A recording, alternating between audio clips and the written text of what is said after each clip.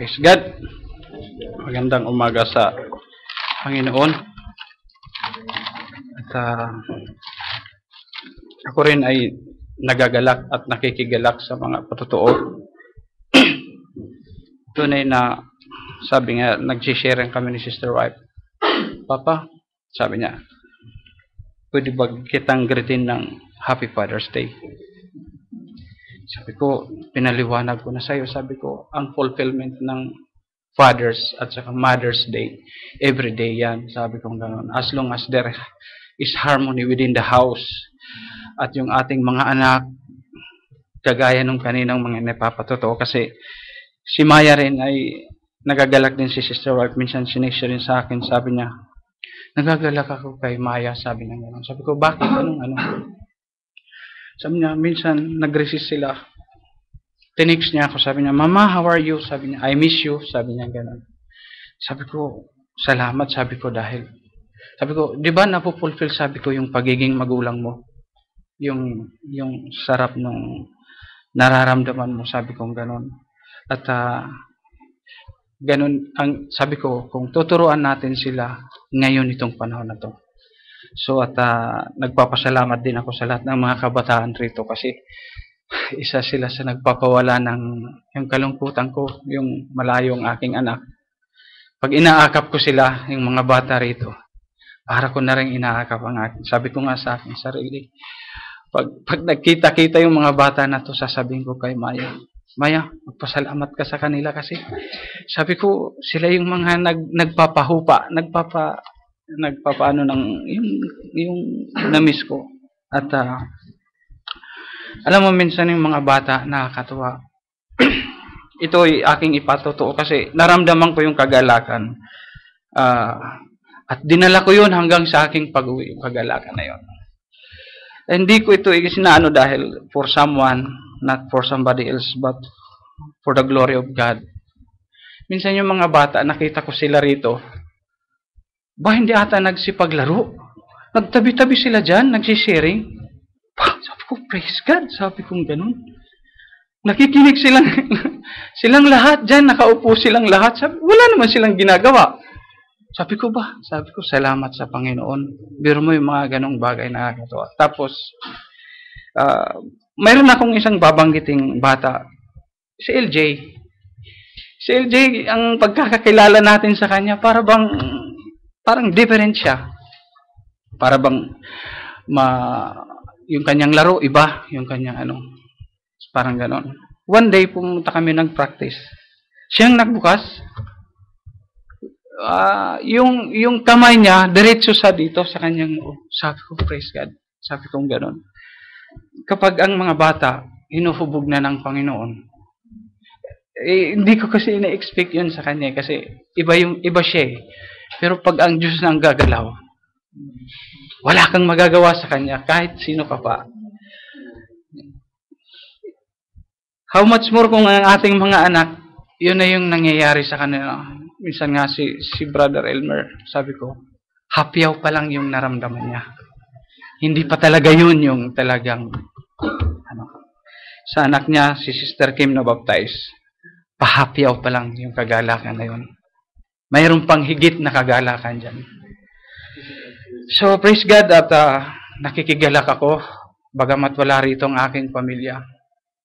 Naisip ko na rin na, sabi ko, Lord, kung luluubin ng mo na makapunta uli sila rito, sabi kong gano'n. Kailangan, iba na yung dati, iba na. Sabi ko, pag gawain, parang, it is a desire of a parent, parang gano'n na. Kaya nga nakikita ko, pag gawain, nandoon, magtabi-tabi kami doon ng mga bata, imbes na nandoon sila, inuunti-unti na silang ipasok ng Panginoon. Kasi namamalas nila, mayroon something dito na ginagawa ang tayong lahat. So, they try to witness it also. Bagamat, wala pa sila doon sa kagaya ng sinasabi sa ating na yung tamang pag-iisip, nakakagalak. Katabi mo lang siya, nagbabasa, hindi ko alam kung naiintindihan niya, pero yung nakikita mong isang bata na nagbabasa ng Bible, nakakagalak. So, praise God. Isa pa na ikinagalak ko ngayon, Babanggitin ko rin, pero hindi para sa ikatataas uli, para sa glory ng Diyos. Sister Reyna, bakante yung kanyang upuan kanina. Tapos dumating siya. Nakakul sa akin ng atensyon na huwag nating aalisan ng ating mga place. Again, it is not the place, yung exact place, physical place. Yung ating place sa Panginoon. Ano man ang ating dinaranas, huwag tayong aalis doon sa place na ibinigay ng Diyos sa atin. Nagkulang sa akin ng atensyon yung chair na yon. Bakante kasi kanina. Hindi ko man iniisip na siya yun dapat ang uupo doon. Pero nung dumating siya, yun ang nakapagtawag sa akin ng pansin. Yung dinaranas mo, Sister Reyna, nagiging kalakasan namin kasi nakikita namin kung paano ka humahawak. Akala mo lang nagsasuffer ka or something, nagiging kalakasan namin yung iyong ginagawa. So praise God at napakapalad sana ng lalaki na yung kanyang asawa, praise God at magpatuloy ka lang sis. Wala kaming magagawa kundi yung prayers. Yun lang ang tanging contribution namin. Moral support ng Panginoon. Mayroong ginagamit ang Diyos rito. At sabi nga, ang isang kapatid, mayroon tayo ring contribution para makapag-move on siya. Ang ating contribution, hindi yung lalo lang siyang ikababagsak. So there is also, mayroon tayong participation para sa kapatid, para makaalis na siya doon sa kanyang kinalalagyan. So praise God. Tumayo po tayong lahat.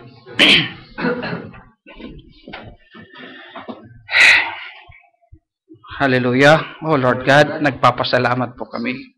Unang-una, O Lord God, ang aming mga kapatid na idinako mo at pinapasalamatan namin, higit sa lahat, ang iyong presensya na namamalagi.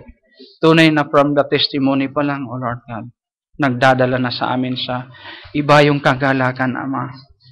Salamat po, O Lord God, sa church na ito, na ikaw yung naging author, ikaw naging builder, O Lord God, at gumagamit ka ng mga instrumento upang mamalagi ang church na ito, Ama. O Lord God, ikaw ang nakakalam, hindi na plinano ng bawat isa, O Lord God, kung paano dumating ang church hanggang sa mga oras na ito, O Lord God. Kundi, O Ma, nagdadako, hindi namin kilalang bawat isa. Wala po kaming plinano rito, kundi ikaw, O Ama, ang author dito. Ikaw ang nagmamay-ari ng church na ito, O Lord God. Wala po dapat kaming angkinin. Wala po dapat kaming gawin, kundi magpaubaya, O Lord God, sa iyong sakdal na kalooban, Ama. O Ama ko, gusto kong humatak sa iyo ng inspiration, O Lord God, nang sa gayon, O Ama, may deliver ang salitang ito, O Lord God, ayon sa iyong sakdal na kalooban, Ama. At mula pa ng pasimula, gumagamit ka at ang iyong mga ginagamit, O Lord God, nilalakipan mo ng anointing, O Lord God, at inspiration, O Lord God. At Ama, alam mo ang aking kahinaan, alam mo kung saan mo ako hahawakan, alam mo ako kung saan dadalhin, O Lord God. Tulungan mo po ako sa aking mga kahinaan, O Lord God.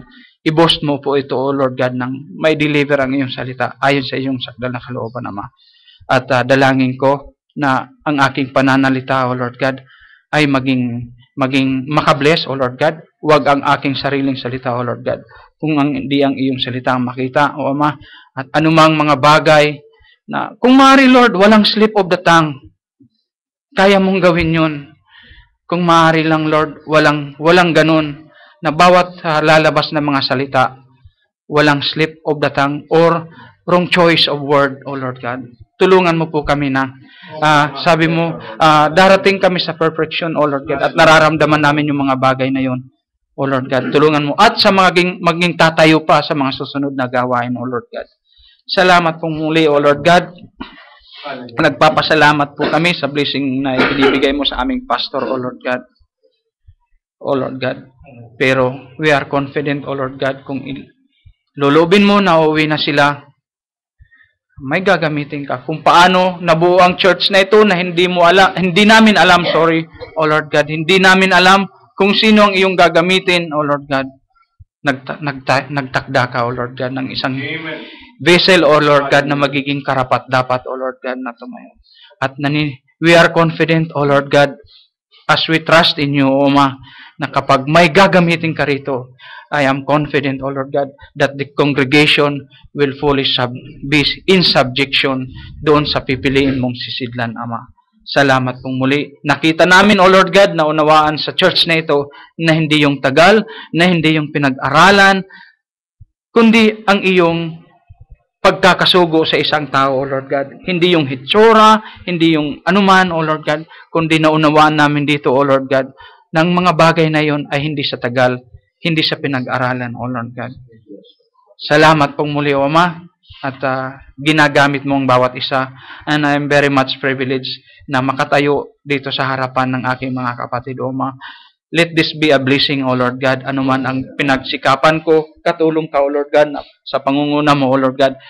Ano man ang lalabas sa mga panahong ito at sa mga susunod na panahon, let this be a blessing, O Lord God, for all of us, Amen. O Lord God. Salamat pong muli, Ama.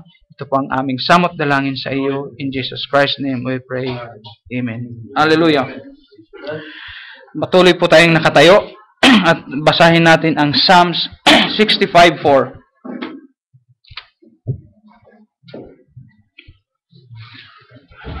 Psalms chapter 65 verse 4.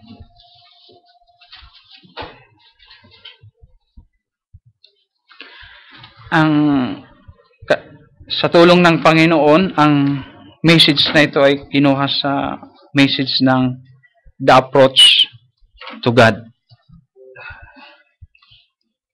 Sabi sa Psalm 65:4, Blessed is the man whom thou choosest and causest to approach unto thee, that he may dwell in thy courts. We shall be satisfied with the goodness of thy house and even of thy holy temple. Ang gusto ko ng Panginoon, ang kinagagala kong diinan dito ay yung blessed is the man that whom thou choosest and causest to approach unto thee. Yun, yung parang pili ka, isa kang pili para bigyan ng karapatan na makalapit sa Kanya. So, hindi ba napaka-privilege natin? Sabi nga, 1 in a million. So, praise God, pagpalain ng Diyos ang Kanyang salita. Pwede na tayong umupo, mga kapatid. That he may dwell in thy courts, we shall be satisfied. Amen. Hallelujah, itong satisfied na to. Kasi siya yung all-sufficient eh. Hindi pwedeng hindi tayo masasatisfy with the goodness of thy house, even of the holy temple. Praise God. Surely, blessed is the man whom God has chosen to approach Him. Isipin mo, napaka-blessed nung taong yun. Natin. Notice, God has a way of approach. Amen. Hindi pwedeng basta-basta lang approach, Parang mayroon ding qualification. As an example, here in the world, if you have ever get a chance to approach anyone having a high position, there's always a way of approach. Hindi pwedeng, halimbawa, sa amo ko, dadaan ka muna sa secretary. Or else, mag-arrange ka ng appointment. Hindi pwedeng basta-basta ka lang. Di ba? A governor, a president, and so on, you cannot meet them at any time and with your own way of approach. So, mayroong mga pamamaraan. Either you have to make an appointment, you got to pass by on anyone whom he trusted. Itong rito yung mayroong kang dadaanan. Di ba? Hindi pwedeng basta ka lang pupunta doon. Mayroong kang dadaanan na napakahalaga yun. Yung amo ko, naririnig ko, na-remind mo na ba yung ganito? Hindi siya Kung, alam ba, mayroon akong appointment sa isang kapatid, kay Brother Julius. Hindi ako tatawag kay Brother Julius. Mayroon akong dadaanan. Ako rin, may order eh. Sasabihin ko sa katiwala ko, oh, natawagan mo na ba si Brother Julius? Diba? Tingnan mo yung process. Yung pinagdadaanan, hindi yung basta lang ako nagja-jump.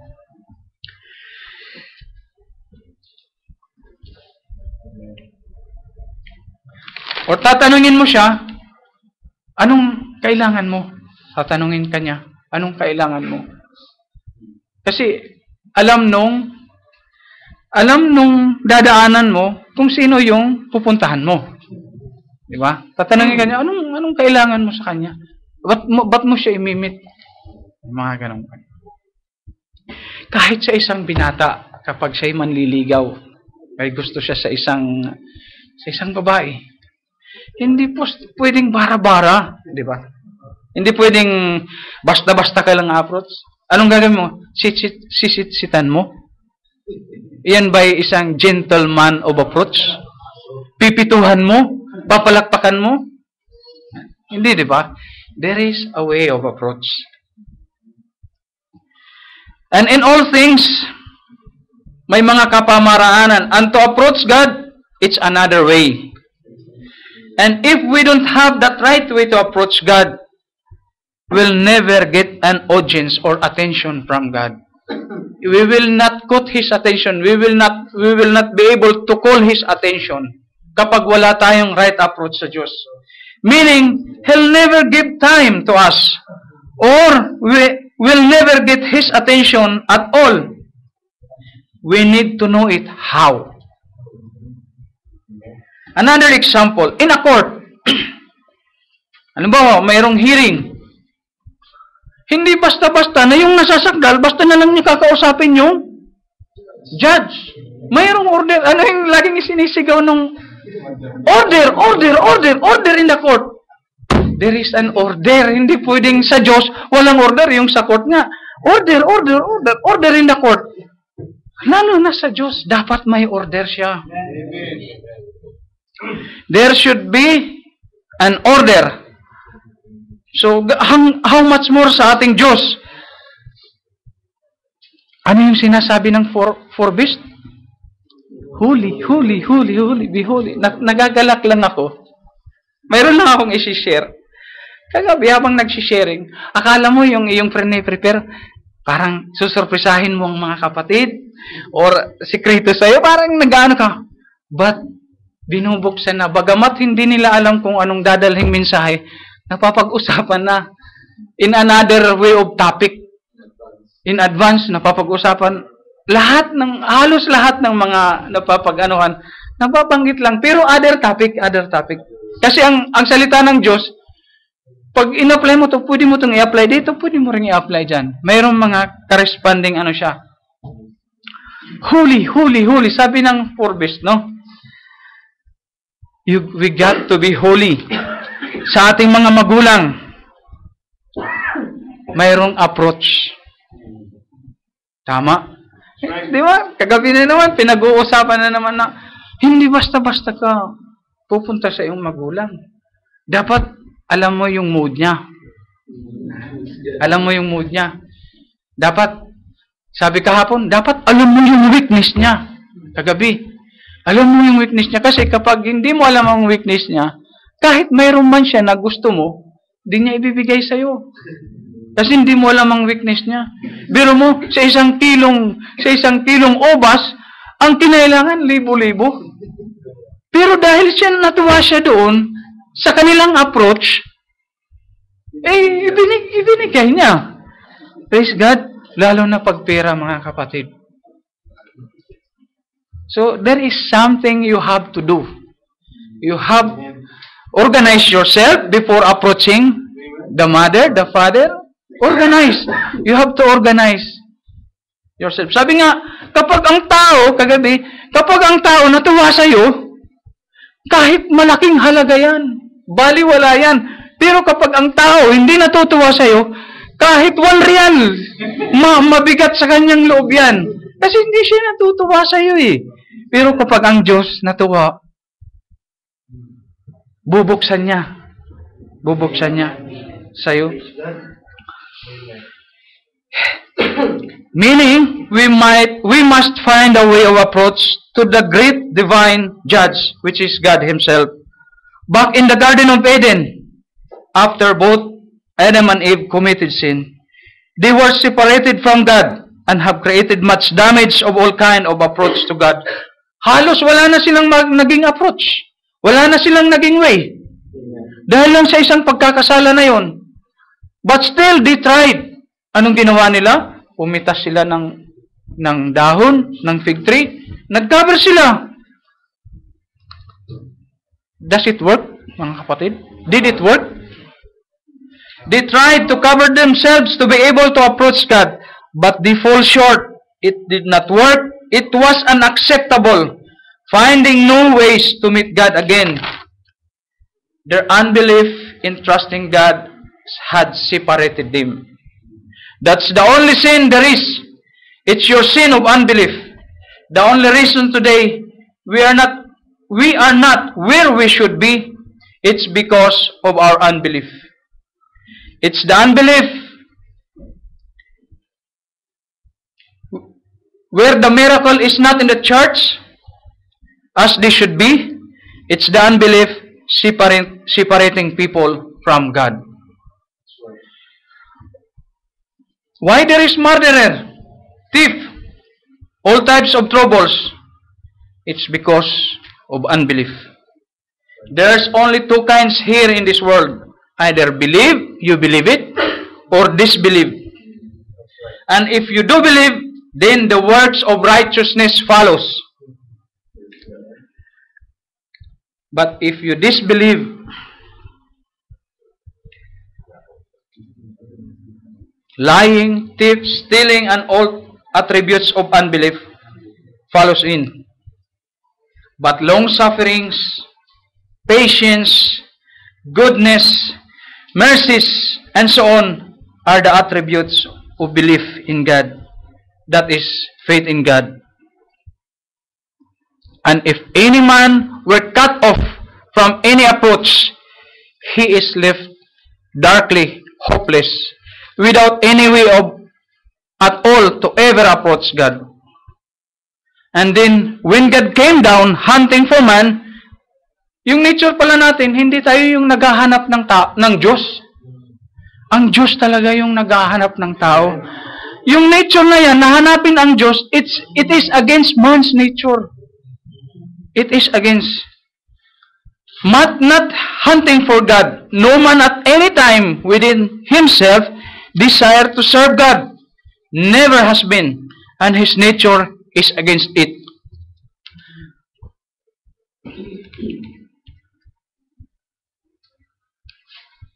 Maring yung tao, isipin niya na may pananampalataya siya,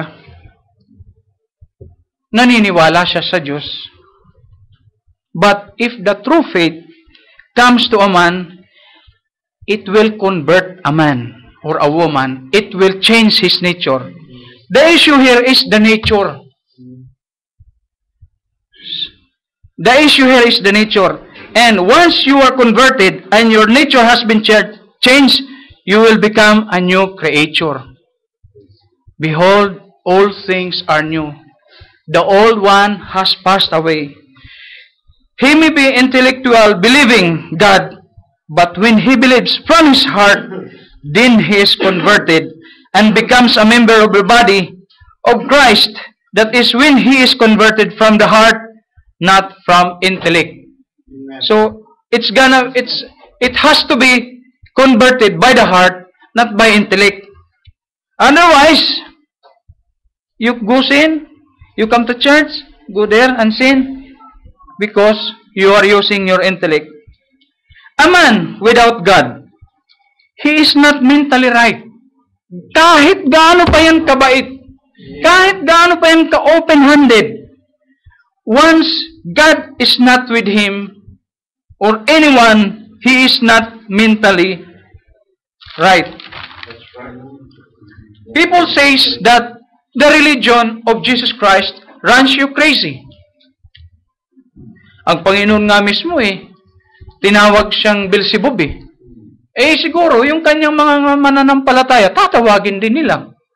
Kasi mananampalataya ka. It gives you your right mind and you're not right till you find Him. Iniisip nila na yung religion, sabi nila, religion ni Jesus Christ runs you crazy. No. Once you find Jesus Christ, and then your mind is right for Him.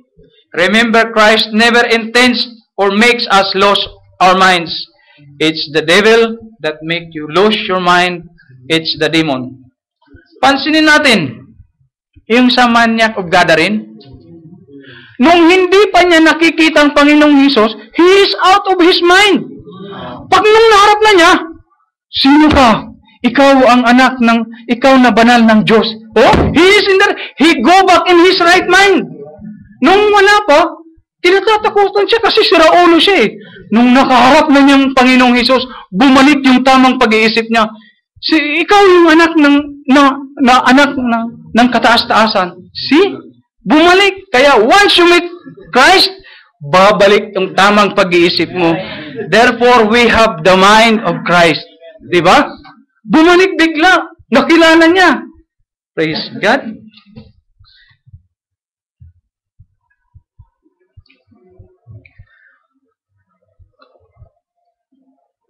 No matter how much intellect a man has without Jesus, he is not yet in the right mind. Bible say, magkaroon kayo ng pag-iisip kagaya nung kay Kristo. Ibig sabihin, ang nasa tamang kaisipan, yung may kaisipan ni Kristo,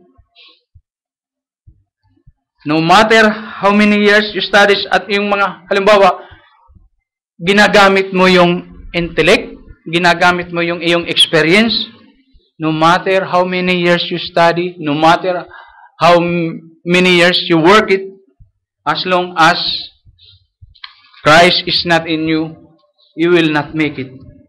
Sabi ng 1 Corinthians 2:11-16, basahin natin.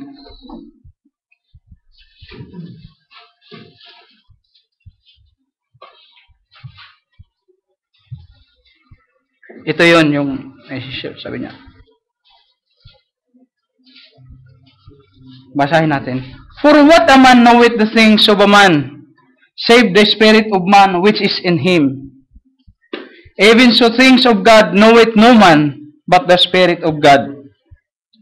Now we have received not the spirit of the world, but the Spirit which is of God, that we might know the things that are freely given to us of God. Which things also we speak, not in the words which man's wisdom teacheth, but which the Holy Ghost teacheth, comparing spiritual things with spiritual. Ito yung kaibahan. Compared to intellect.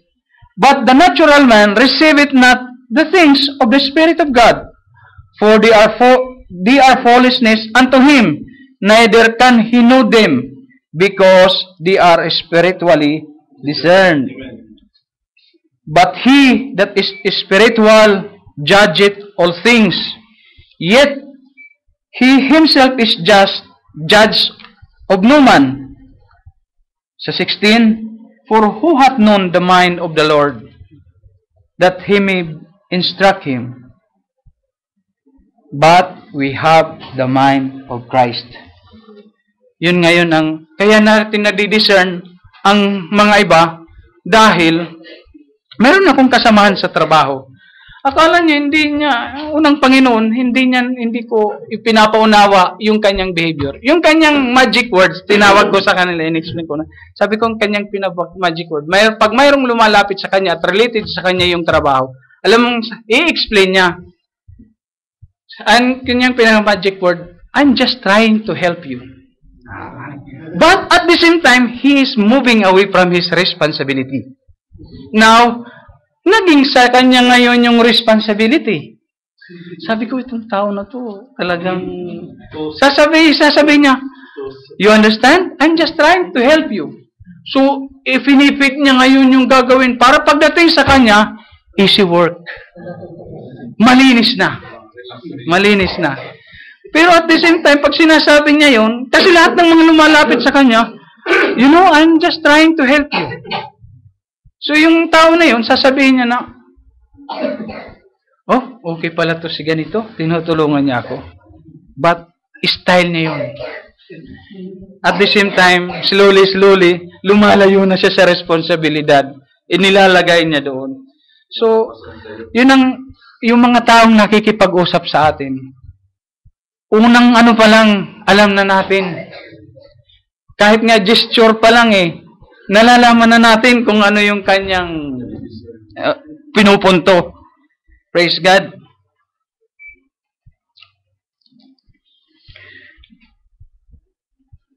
So, tinatawag tayo ngayon nila na, kaya ngayon, huwag kayong magagalit kapag sinasabi nilang may sapi. Ang Panginoong Hesus nga, tinawag siya na possess siya.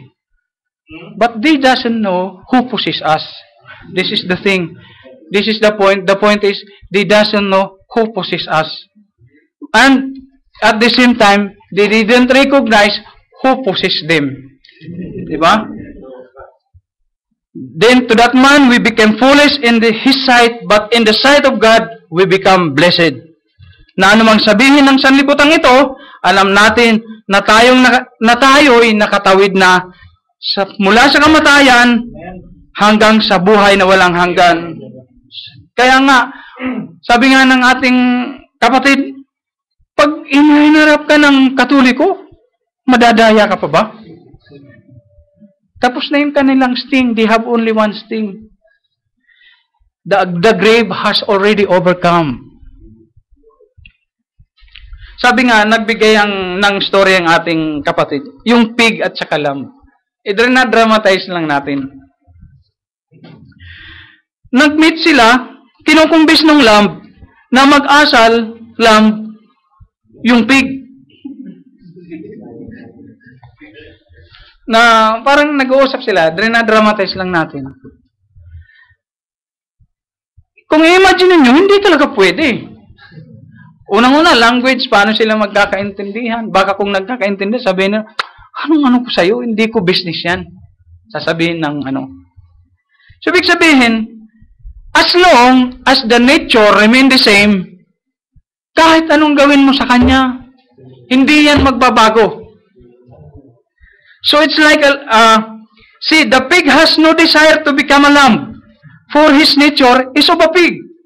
Now, the only way to get him out of that slope, yung maruming tubig, yung lubluban niya, yun lang yung mababago yung kanyang nature. It's not to wash him up. No.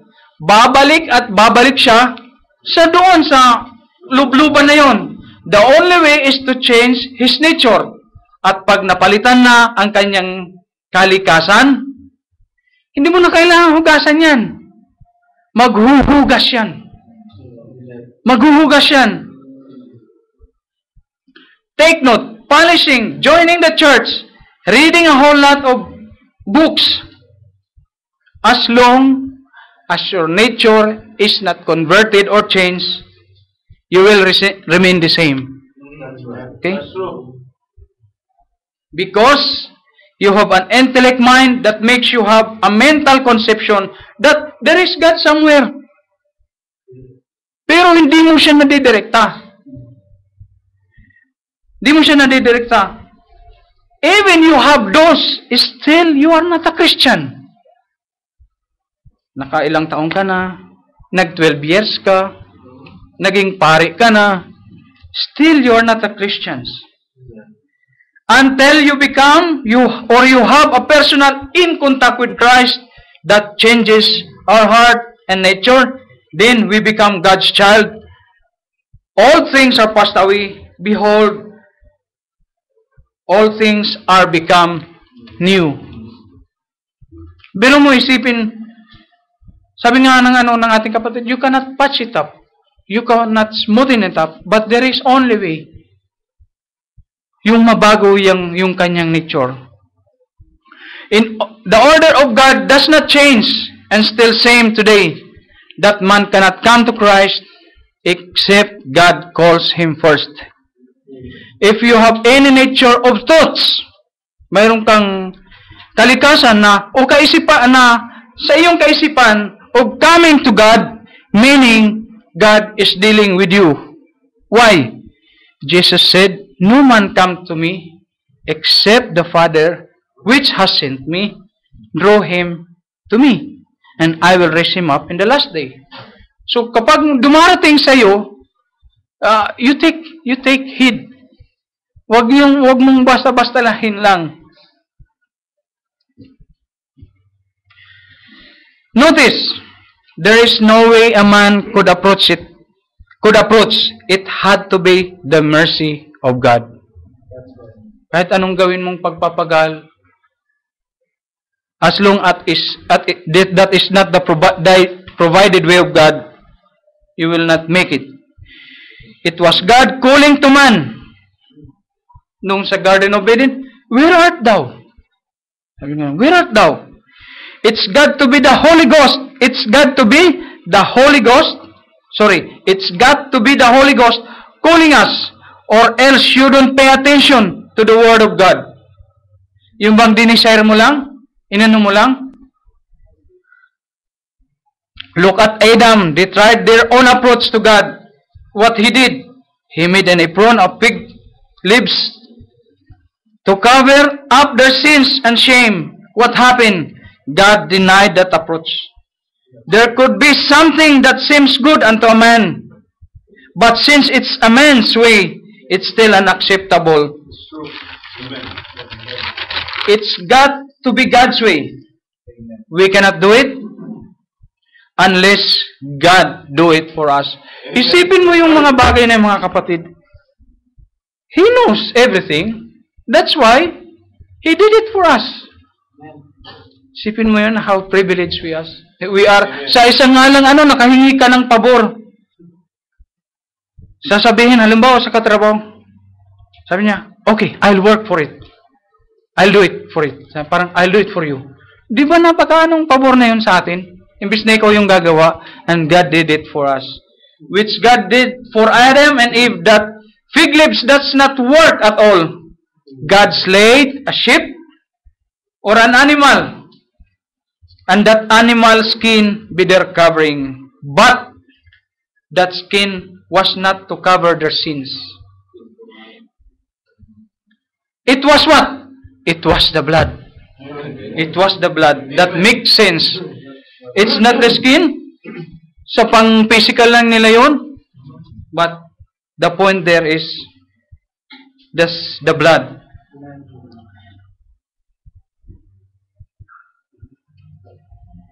For without shedding of the blood, Amen, there were no remission of sins. Amen. It is the blood of Christ that gave us to access God and His Word. Or else we are not here today and living in a different types of sins, and without knowing it, that our way is the way of condemnation. Wala tayong alam, napapunta tayo doon. Mayroon lang akong babasahin, mga kapatid.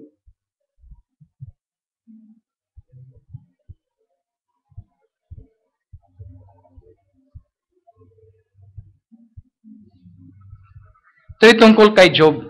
Kagabi rin na-touch din si Job. Praise God. When Job was the oldest, sabi niya, the oldest book of the Bible, and when Job, an old man, and just before the disasters happened to his home, he got kind of worried. He had a bunch of children, and they were worldly, going out, mingling with the things of the world. Anuhin natin tayong mga magulang para natin makaride on tayo kung ano yung mararamdaman natin. And all of we parents know that a feeling that is when your children, your very heart begins to mingle with the world, get out among the believers. I don't suppose, sabi niya, Billy is present at that time. I think he's out, maybe talking to Brother Woods. But in our city, we do not have a Christian school. And there's a bunch of worldly children, girls and boys. And when I thought of sending my boys to that school, knowing that everything that I drilled into him, unless he become really converted, yung worries niya, kasi pinadala niya yung kanyang anak, na halimbawa sa ano na lang, sa isang, hindi siya private school, medyo worry ka na kasi alam mo yung sa private school, hindi ano dun eh. So ito, ngayon, ang nagiging kaisipan ni Brother Branham, as long he is converted, doon lang mawawala yung kanyang worries. Because he is still the nature of a child, pagiging bata, pagiging, ano yung kanyang paglalaro. Tuloy natin. Unless he become really converted, really come to Christ, that is, all his nature would be changed. He'd be swept out of under my hand as soon as he got with this worldly bunch. Ibig sabi niya, kapag hindi siya nabago or hindi siya na-attach sa Panginoong Hesus, para lang siyang mawawala sa aking mga kamay. Sa tawag ng sanlibutan. Because the very nature in him, no matter being a good boy, that doesn't work. Ito pa, having a minister father, a religious home, where we don't approve any of the worldly things in our home, which we don't tolerate. Sabi niya, we try to live by the grace of God, like Christians ought to live. The influence set before him, I know if he was lost, he'd certainly walk over a righteous home to be lost by. And I want him to walk over my life, and he'd have to walk over the Bible. He'd have to walk over the blood of Christ, because I'll certainly, by God's grace, present it from of him. But if the nature isn't changed, he'll go right just the same.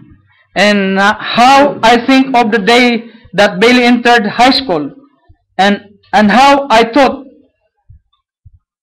yet he had been baptized, certainly, but he never made a full surrender or consecration to Christ. Alam mo, ang pinakamalaking factor pala sa atin, sa ating mga magulang, is to be prayerful to them. Amen. Meron siyang tinawag dito na tinawag niya na ang mga magulang na parang old passion parents but prayerful. Old passion parents. Na pero sila, kasi alam mo, bakit naano ko doon sa tinan nyo, bakit tinawag niyang old passion? Alam mo yung mga magulang ngayong new generation, parang hindi na nananalangin. Nano nyo? Kaya niya siguro tinawag. Because yung mga woman and man, ganun nagsisipag-behave noong mga panahon na yun. Ngayon, sa tawag ng sanlibutang ito, halos hindi na nag-pray-pray. Meron nga akong katrabaho. Sabi ko, alam mo, isa sa hindi ko matanggap dito sa W, sabi ko, dahil yung sila pumapasok ng alas 9. Uuwi sila ng alas 8 ng gabi. Sabi ko parang wala na kayong ano sa buhay niyo. Maaari nilang ma-misinterpret ako. Kasi sila na mismo, in-anticipate nila ako, there is no life. Sabi ko parang ganun. But the life is, yung sinasabi niyang life sa akin, hindi yun yung life na sinasabi ko. Sabi ko, parang yun na yan. Yun na yun. Sabi ko ganun na,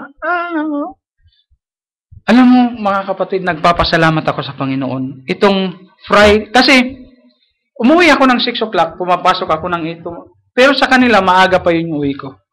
Parang binibiro ako ng amo doon na, meron tayong pag-uusapan, 6:30, kasi 6 o'clock umuwi. Parang inaano nila ako.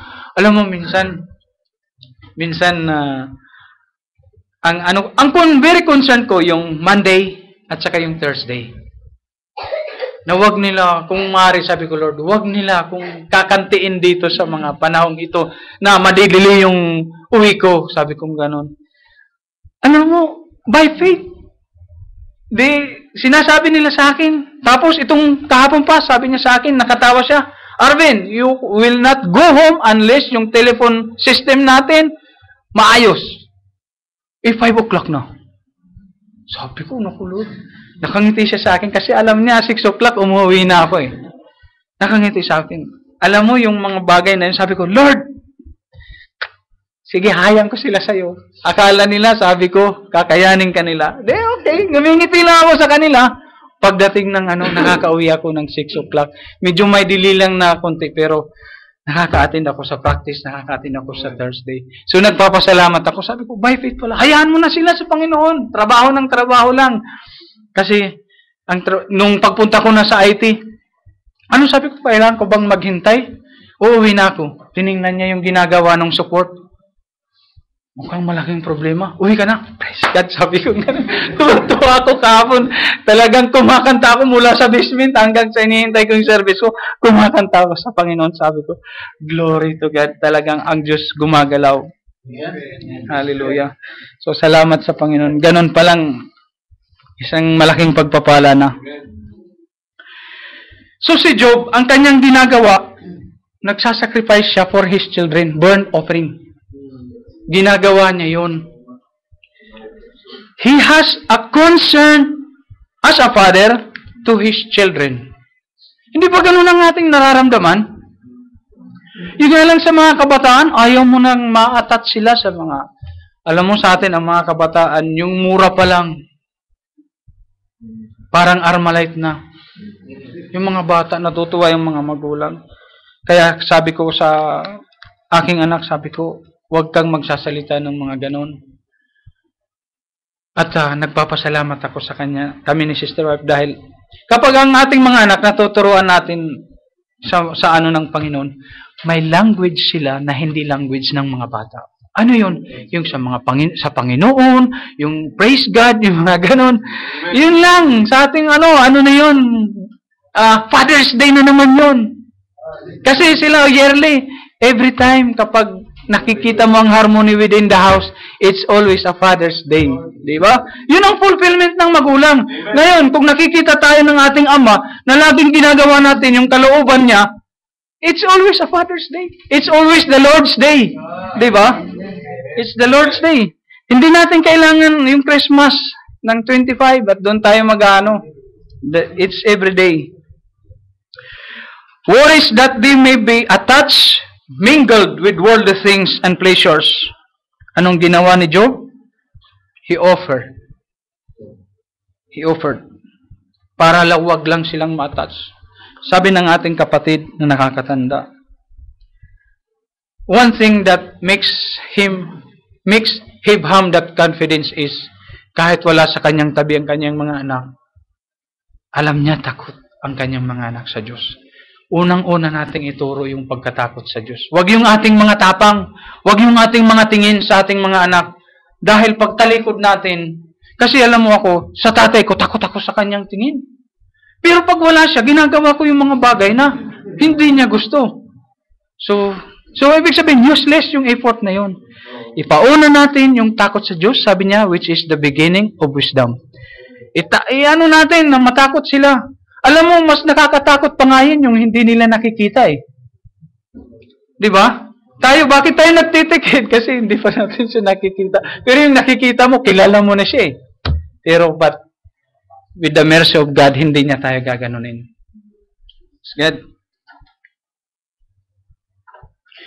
We have a similar feelings of our concern kagaya ni Job.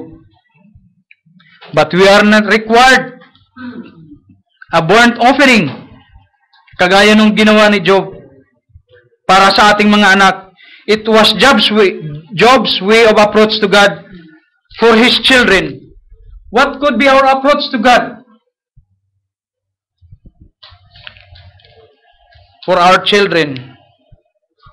Sabi kanina ng Job, hinahanap ko kagabi yun, hindi ko mahanap. Pero in-highlight ko na yon. Sabi kanina ng Proverbs Proverbs 27. Tama? Na, basahin natin. Kahit binasa rin ng ating kapatid kanina. Ay, talagang maganda to. Proverbs 27. Yung mga ganito eh. The just man walketh in his integrity, and his children are blessed after him. So, napakalaki ng connection natin. Bagamat wala sa ating tabi ang ating mga anak, hindi niya nakikita ang ating mga ginagawa, mayroon pa rin connection. That's right. Kasi hindi naman tayo yung nag-bless eh, ang Diyos naman eh. So, doon siya nagbe-base. Walk according to God's word with honesty and sincerity, and be prayerful.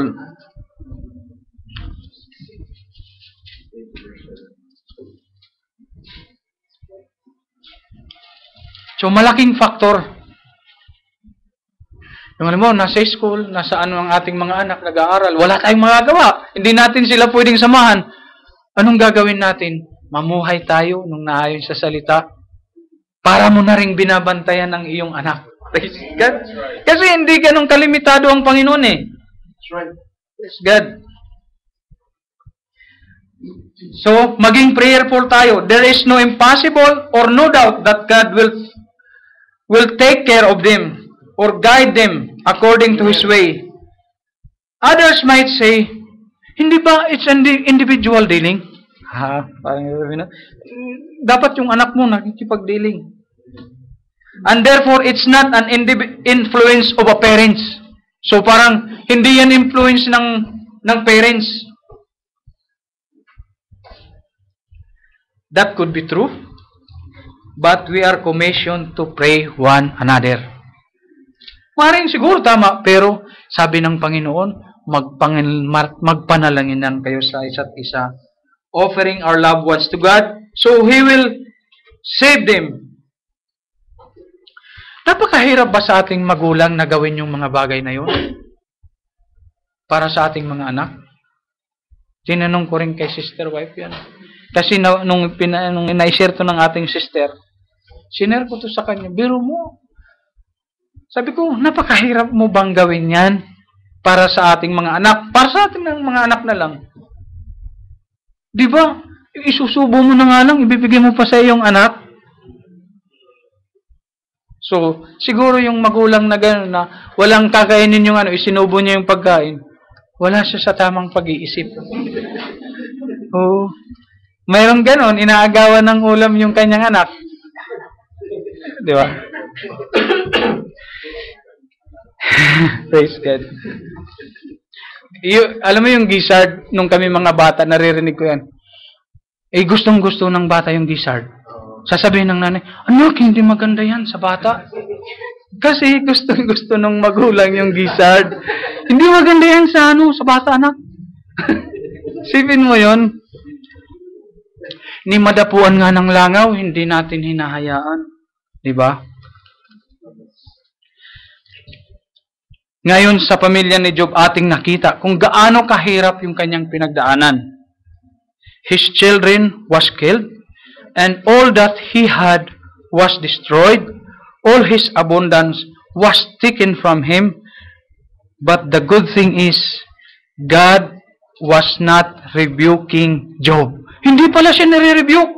Tama ba, Brad? Hindi siya pinaparusahan. Alam mo, ang hindi lang maganda sa atin minsan, kapag may mga challenges tayo, iniisip natin na galit sa atin ng Diyos. Alam mo yung piniling word ng ating kapatid, He is just purging you. Pag pinupurge ka ng Diyos, ibig sabihin yung mga unacceptable sa'yo, tinatanggal niya sa'yo. Yung mga infirmities, yung mga iniquities, tinatanggal niya sa'yo. Yung gold, di ba, kaya niya ginagawa? Kasi tinatanggal niya yung mga impurities or yung mga hindi gold para siya maging tunay. Hindi magandang pakinggan yun. Kaya may mga challenges kasi yung mga sundalo nga, hindi naman sila basta tinukoy lang eh. Wala pa nga training. May physical check-up na kung ano ka. Di ba? Oo, physically fit ka. The branch that bear fruit, God purges it. Na, inaalis niya. To bring more fruit. Yun ang problema lang sa atin, na pag may mga challenges, parang mag-stop ka. Tapos, tingnan mo, ano bang nangyayari? Minsan nasisisita natin ang Diyos sa ating mga kagagawan. God does it for us to bring more and abundant fruits by giving us trials, and we are worth than precious gold. Praise God. Meron uli akong babasahin. Ganyan tayong oras.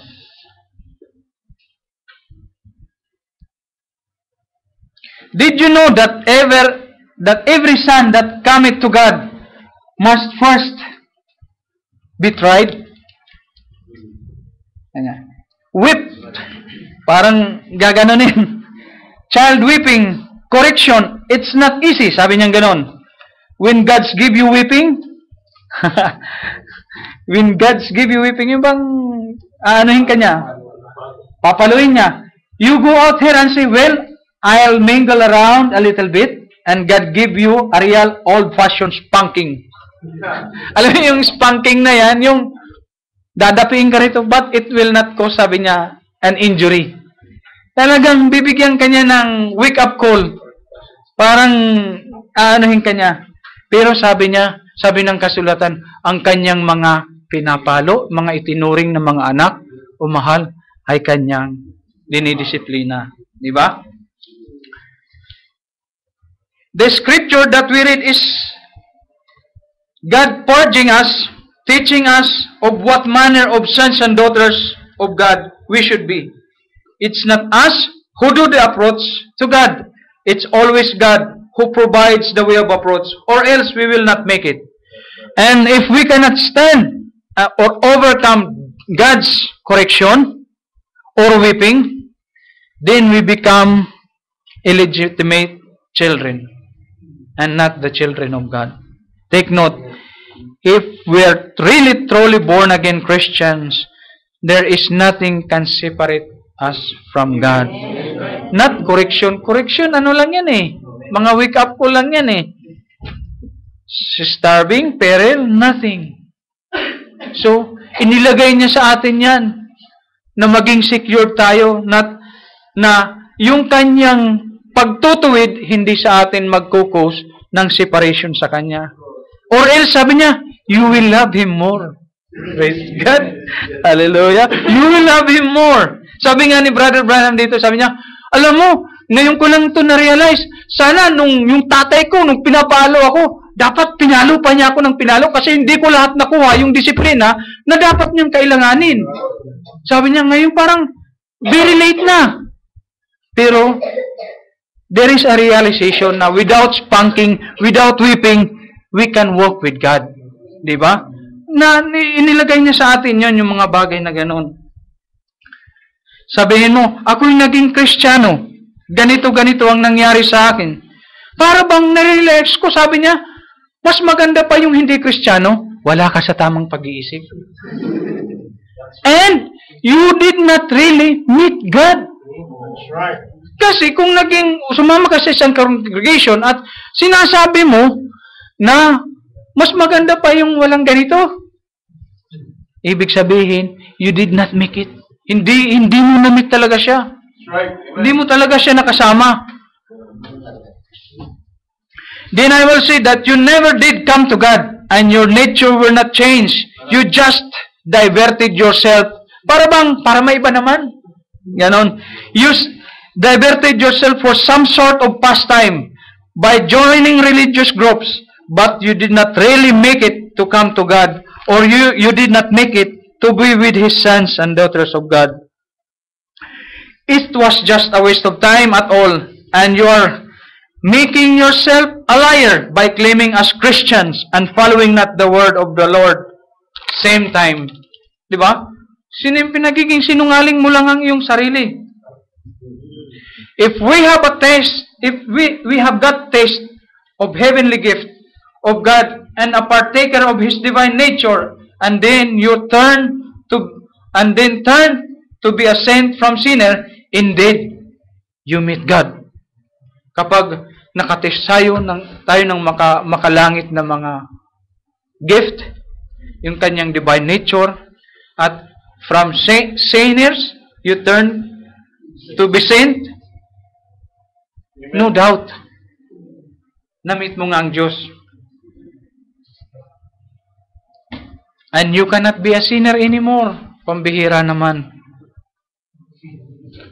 Sabi natin, makapangyarihan ng Diyos ko. Pero bakit nung natanggap mo na siya, bumabalik ka pa rin? Babalik ka pag nagkasala. Babalik ka pa rin doon. Where is the power? Napapag-sharingan namin kagabi ni Brother Ferdy. Ngayon, kung we feel boring into this place, because of someone who is standing, kasi nangyari yan sa akin sa El Shaddai. Pag hindi si Mike Bilarde ang natayo, boring. Kasi hindi siya yung hinahanap mo yung tayo niya . Kasi may mga siya. But brothers and sisters, ang salita ng Diyos, it remains. The power, it remains. Don't look at the person who is standing here. Pinag-sharingan namin kagabi na, yung isa nating kapatid na nag-exhort last yung kanyang humbleness to the Word of God is already a message. He took so simple words. Hindi na kailangan niyang magdig. It's already a message that he cannot do it without the guidance of God. Amen. He is hopeless by himself. But because of that, he made it. Praise God. Message na kagad yung humbleness. Nagpapaumpisa pa lang siya, may blessings na tayong natatanggap. Kaya wag nating sasabihin yung tatayo, ay sige na ito yung tatayo. But the power of the Word of God remains the same. Otherwise, may problema dyan. Diba? That's true. Pag nai-stir up ka na ng salita, I don't think idle ka. Walang idle. And you cannot be a sinner anymore. It was already overcome by the Lord Jesus Christ. It's not you. It's not your work. Lest you might boast kapag sinabi mo, dahil sa ating galing. Diba? It's by grace. Amen. It's by grace.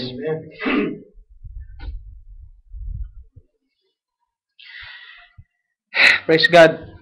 Now, if God is correcting us, don't complain. Do not act like a potter. We are a clay, tama? Let God do His way. Amen. And it's up to God how He will mold you to be a better Christians. We don't act as a potter. We are a clay. It's up to the potter how he will shape in us. If we were shapen in iniquity while we are still in our mother's womb, then God is shaping us to look as shapen in righteousness. Again, God is purging us for a purpose. What purpose? Amen. A purpose to bless us. Bakit bless us? Notice doon sa Old Testament. Hindi ma-bless si Abraham. Kasi walang separation. If you want to be blessed, separate from this world. Acceptance of the Lord Jesus Christ means separation from this world. Amen. It's not having at the same time, having the Lord Jesus Christ at the same time having these worldly things. No. Sabi nga, you cannot serve two masters. Either you have hate the other one or accept the other one. Diba? If we have any kind of trials, let's start to ask ourselves. Ito mga kapatid. Kapag ang trials mo, yun at yun na lang, yung challenges mo, yun at yun na lang, ask God. Ask God. Kasi, halimbawa, yung kasalanan ko, lagi na lang pagsisinungaling. Okay, nagsinungaling ka nung una, it was corrected. Praise God. Pero yung mga nangyayari sa'yo, yun at yun na lang. Years and years, hindi na overcome. Do you think God has a problem? No. Pag mag-iimbestiga ka, alam mo, imbestigahan mo yung bagay. Imbestigahan mo yung sarili mo. Sasabihin mo, ang Diyos bang may problema rito? Hindi eh. Okay, go to another level of sa investigasyon. Ang salita ba? Lalong hindi naman. Pero siguro pagdating sa sarili mo, mag-i-stop ka doon.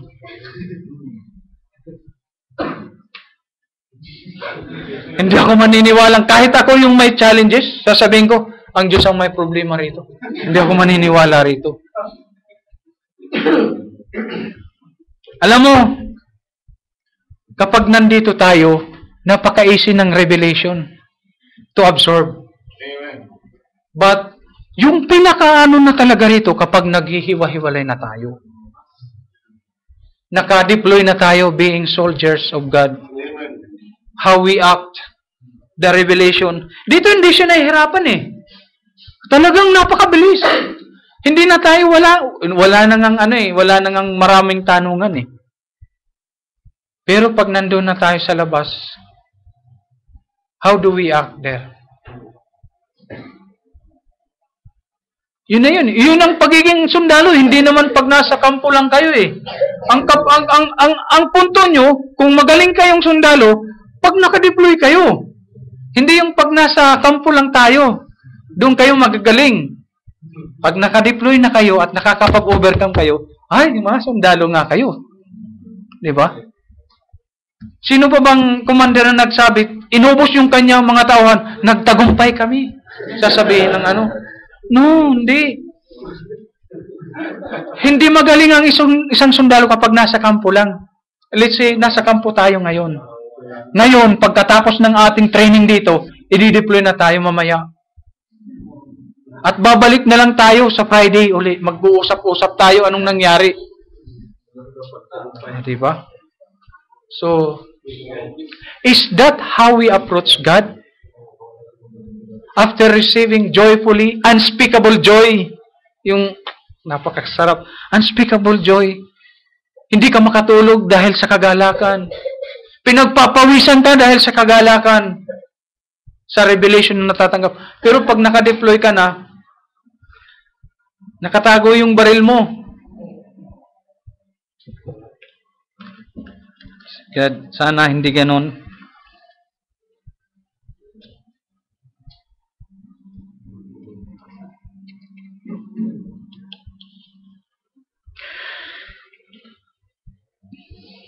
We cannot overcome by ourselves, brothers and sisters. But something in us, not ourselves, who keep us.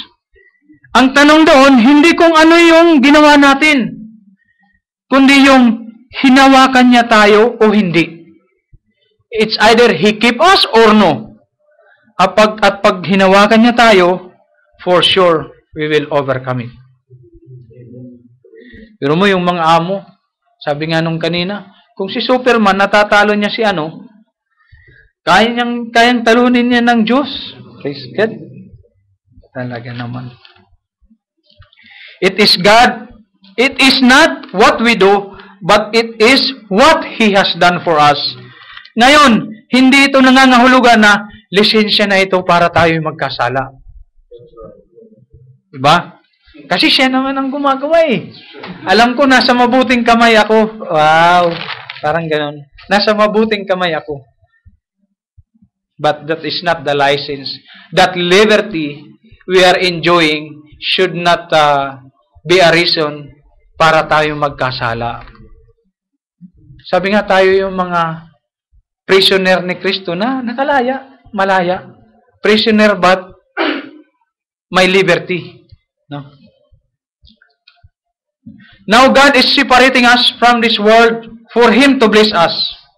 Si Job. Diba? Look at his friends. Look at his friends. Ayoko na yung pag-usapan yung kanyang friends. Yung wife niya. What kind of behavior his wife acted during the sufferings, trials of Job.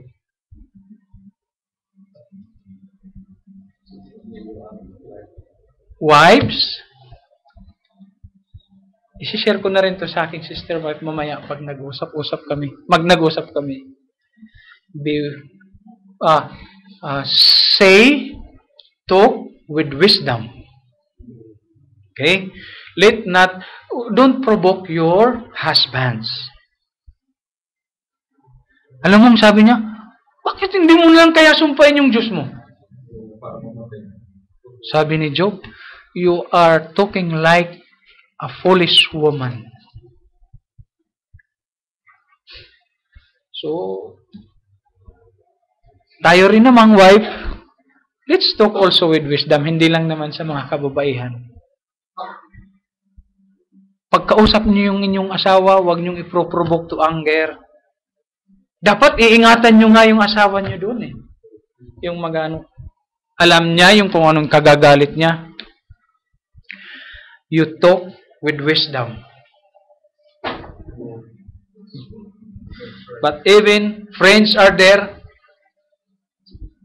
still Job stick to God's word. Pinalitan naman niya ng marami. Tayo, alam natin na nung humawak tayo sa salita, inisip kaagad natin ng ating mga kaibigan. Di ba? Kasi hindi ka na makaayon sa kanila. Okay, mayroon akong example.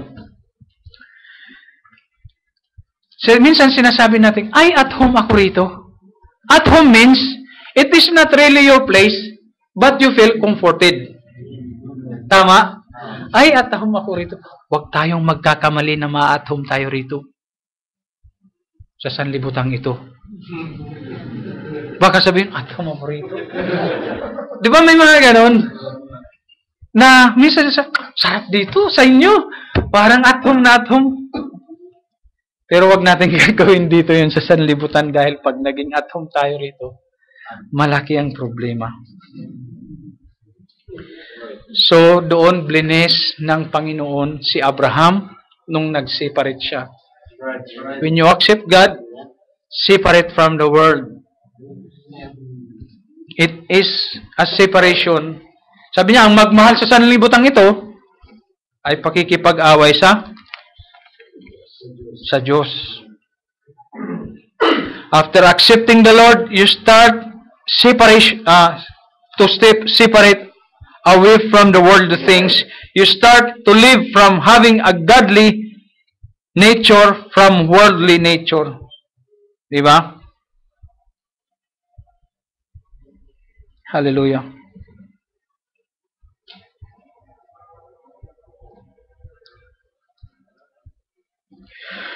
Now, as we go through this, sa aming baryo, pag nabakasyon ako, pakiramdam ko hindi na ako taga roon. Why? Hindi dahil actually, physically, miss na miss ko sila eh. Yung mga kapitbahay nyo, but spiritually, I feel alien to my place. Nararamdaman nyo ba yun, Brad? Mga kapatid, brothers and sisters? Kasi bakit? Hindi ka na makaayon sa kanila. Nararamdaman ko yung pag nagbabakasyon ako, but physically, namimiss mo sila. Na sa tagal ng panahon, mag-sit down kayo, chat kayo, parang mag-usap kayo, kumusta na. Pero something, mayroong feeling deep inside na, you feel alien to them. Maging yung pinag-uusapan nila, hindi mo na gusto. Praise God at nararamdaman natin yun. Ibig sabihin, mayroong vindication na inihihiwalay ka na nga ng Diyos. Dahil kung nagiging katanggap-tanggap kang lalo ng sanlibutan, yun ang mas mahirap. If you feel such being alien sojourners or pilgrim, rejoice, for there's an ongoing business between you and God. It's not the Lord Jesus Christ also doing about His Father's business. Hindi ba ganun din? Ginawa yun, meaning God is with you, working with you to be able to approach Him. Ang pilgrim pala, ibig sabihin, sinugo. Sojourner, parang you are sent. Sabi ng ating kapatid. Therefore, if you are sent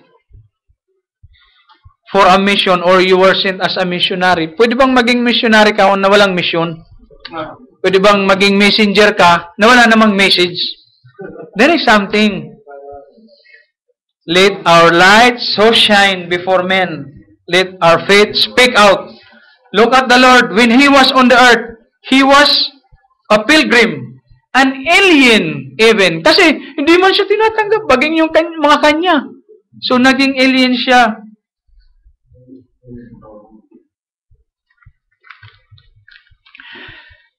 God's separation, then a promise comes next. Kapag pag isiniparit ka na ng Diyos, ang promise naman ay susunod sa iyo.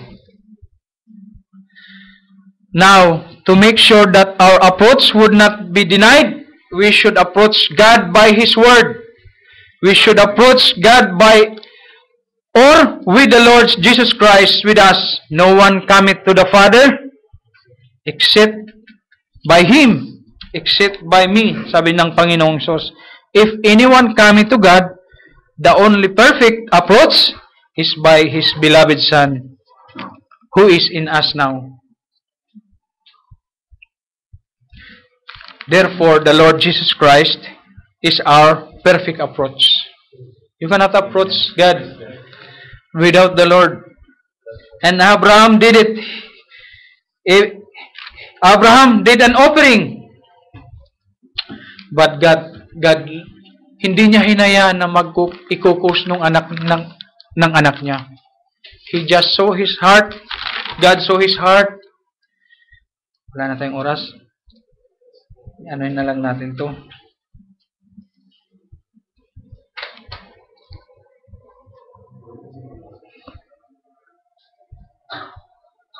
And in the Old Testament, they make a yearly offering.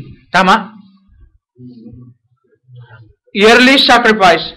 And God saw it that man always fall short. Pagkatapos ng offering or sacrifice, babalik na naman sila.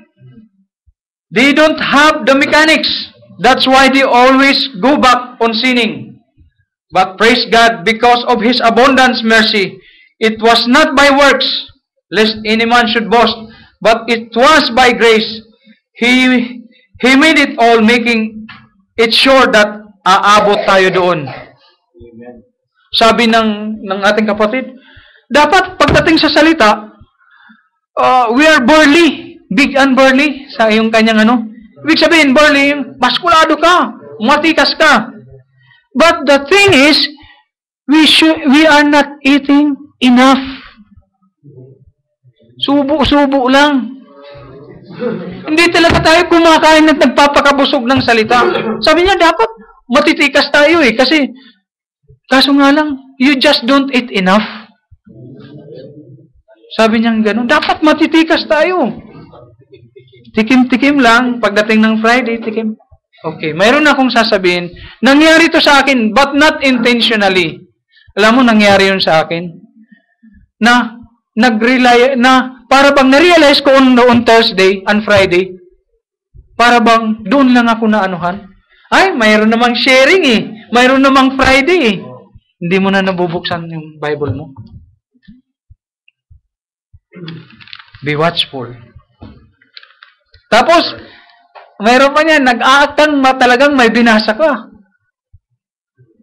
Naranasan ko yun, nakakaya sa Panginoon, nakakaya siya, pero totoo itong nangyari, mga kapatid.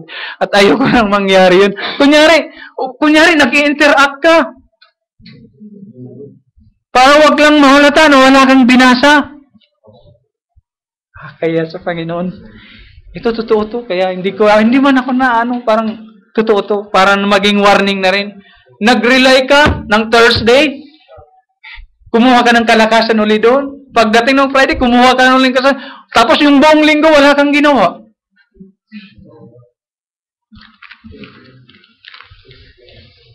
Buwan naman, parang nakakaya, di ba? Sa Panginoon, wala tayong Tapos pagdating ng sharing na, akala mo, nag-i-interact ka, trying to catch up anong pinagsisharingan. Pero actually, wala ka namang binasa eh.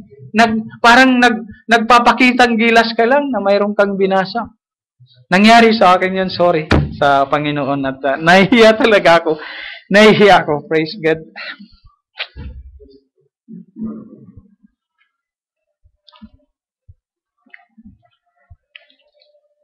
Sabi, yung boring. There is no ideal moment in God. Amen? Boring. Pag boring, ibig sabihin, parang tinatamad ka, nagiging ano. Sabi ng Panginoon, the words that I speak to you, they are spirit and they are life. Boring ba? Hindi, di ba? This is life. Ano sabi natin? This is life. Hindi yung sinasabi nila na this is life. Whenever, every time you draw nigh to God, and God being a sufficient one, it's always satisfy you and give you life, for He is a life giver. That whosoever walk with Him will never walk alone. That whosoever tired and heavily laden and come to Him, all burden will be taken away. Brothers and sisters, the Lord has already overcome this world. Huwag tayong mag-act na tayo yung bumubuhat sa Kanya. Na para ba tayong mga pagod na pagod? Sabi ng Panginoon, hindi. Mga bakas ko yun. Kasi nakikita tayo mga nanghihimagod. Para bang pasan-pasan natin ang mundo, pasan-pasan natin siya. Sabi niya, ano ka ba? Bakas ko yun. Ikaw yung karga-karga ko, hindi ako yung kinakarga mo. Di ba? So, huwag nating isipin na tayo, bakas natin yun. Yung footprints in the sand. But He said, take up your cross and follow me. Sabi na.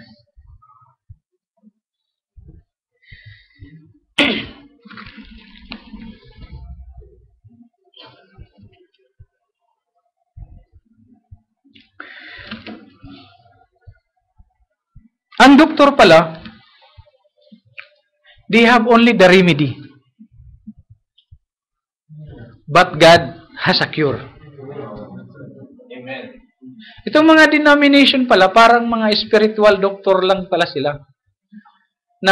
Yung mga correct me if I'm wrong, matatawag ba natin, they have only the remedy, but they don't have cure. But the true church of God, kaya, hindi tayo maniniwala na kapag na-meet mo yung true church of God, babalik ka sa kasalanan, balik ulit sa Diyos, balik sa kasalanan. No. Pero bakit natin, ngayon sasabihin natin, bakit tayo nagkakasakit pa? Bakit tayo sinisipon? It's just a clear indication or a message that this world, wala na to. Parang, you cannot patch it up. You cannot smoothen it up. This world is heading for burning. Dapat ito nga yung mga presyo na para umalis na tayo dito. Yung mga trials na ito, dapat gawin natin itong presyo para i-post tayo na makaalis na tayo rito. Hindi yung hihilingin lang natin, sana Lord, ma-overcome ko to. Pero nandito ka pa rin naman. So, malaki pa rin ang chances na magkakasakit ka. Na may trials pa rin. Di ba?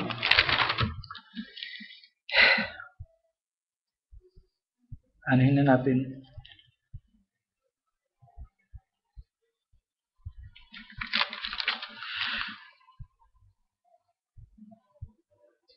And, ito pa, I think, wala sa atin rito ang nagpre-pretend that we are a Christian. Na wala sa atin.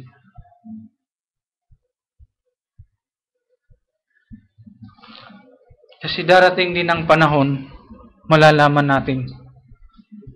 Better you go out and enjoy. Kasi malalaman mo naman yun sa iyong puso.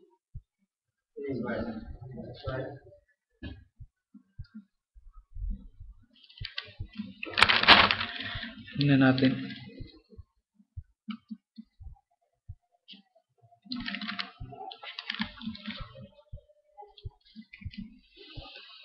Never pass by the way of God. Wag tayong mag-jump. Sasabihin natin, ay, nabaptize naman ako ng Father, Son, Holy Ghost.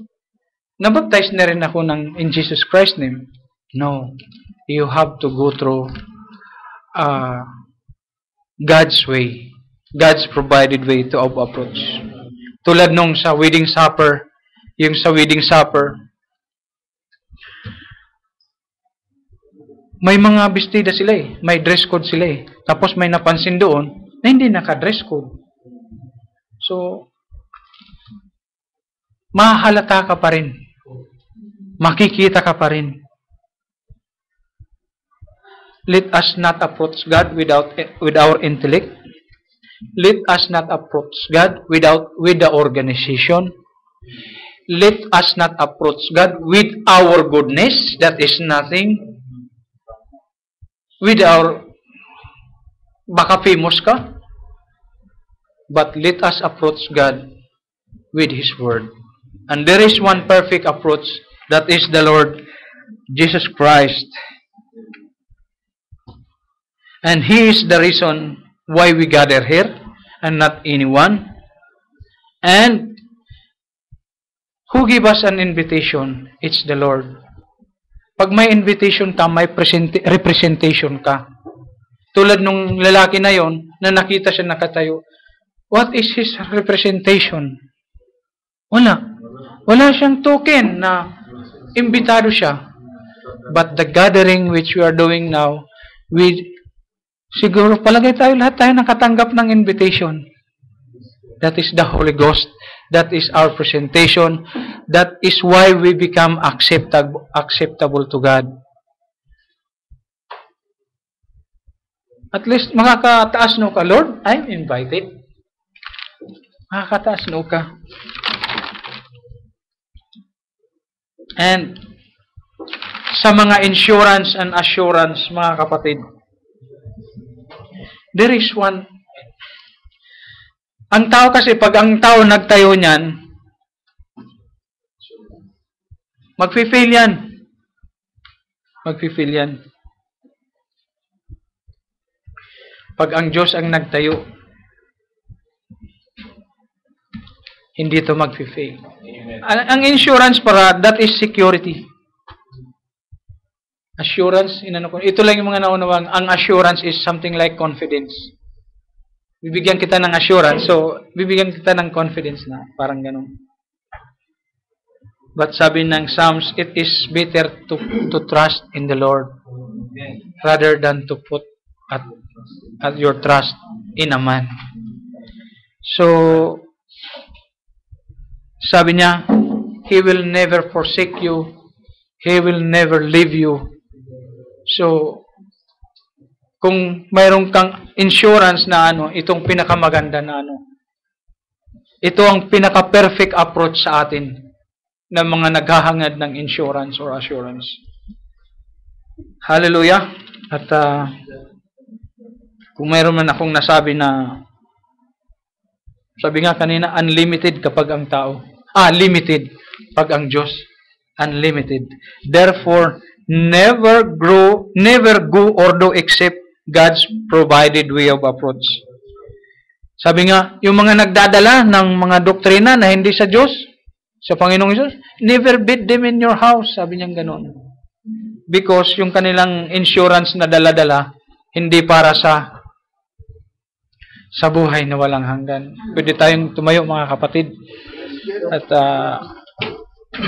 hallelujah, Lord God, o Ama, anumang mga pagkukulang ko, O Lord God, na kayo po ang patawarin niyo po ako, O Lord God, anumang mga bagay na naging weakness ko. Forgive me, O Lord God, at I am also subject kung anuman naging message ngayon, O Ama. And we have nothing to do but to accept the provided way of approach, O Lord God. And we know that is the Lord Jesus Christ. that we have to bear, O Lord God, in order for us to draw nigh to you, O Lord God. O Lord God, forgive me. Kung mayroon man akong nasabing hindi maganda, O Ama, pangunahan niyo po ako. Lagi sa aking buhay, kaming lahat na magkakapatid, O Lord God, na nagsisipag-asa sa iyo, O Lord God, ang aming ipinunta rito, O Lord God, ay hindi ang bawat isa, O Lord God, kundi we do expect na palalakasin niyo po muli kami, i-recharge niyo po muli kami, O Lord God. O Lord God, ano man ang mga naging shortcomings ko, O Lord God, forgive me, Ama. At pinapaubaya ko sa iyong lahat sa aming buhay, sa aming magkakapatid. O Lord God, forgive me, Ama. Ito pang aking samot dalangin sa iyo. In Jesus Christ's name, we pray. Amen.